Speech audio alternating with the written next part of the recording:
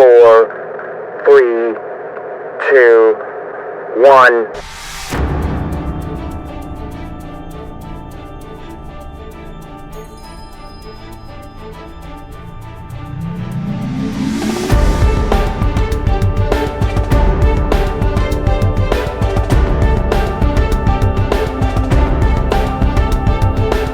Your ability to quickly change and adapt in helping your company quickly change and adapt is the difference between excellence and irrelevance. Now, when I got married, my wife said to me, "Randy, I'll never ask you to change." And I thought, cool.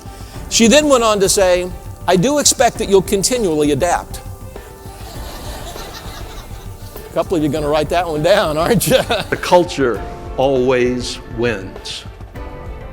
A great transformation and change effort with a resistant culture, the culture always wins.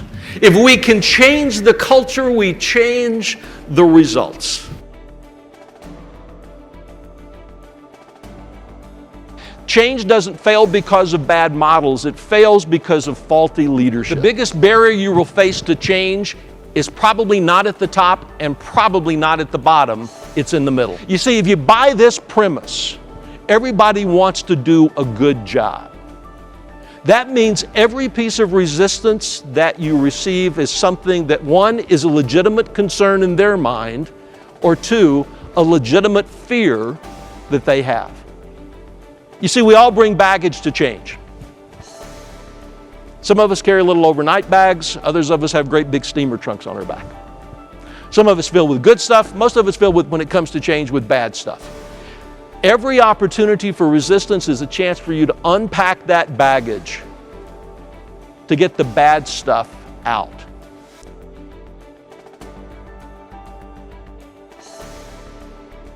You ever noticed how many words and phrases there are for reasons why we can't do things in business? What you to do is change the conversation to not, "They would never let us," but "How would they let us?" Not "That could never work," to "How could that work?" 7 last words of any organization. We've never done it that way before. See, the challenge most of us face, I believe, isn't what we know. It's what we're willing to do on a consistent basis. In a world where more and more businesses are becoming transactional based, I think the strategic advantage is to become partnership based. Yes, you have to be good at the transactions. Transactions are fundamental, but the advantage truly becomes partnership based. So here's the question I want you to ask. Are your customers going back and selling for you? Excellence is not an act, but a habit. It is the culture that creates the habit. It takes how long to develop a habit? 21 to 30 days, right? That's wrong. I think it depends on the habit. For example, I read that eating dark chocolate was good for your heart. It didn't take me 21 days to develop that habit.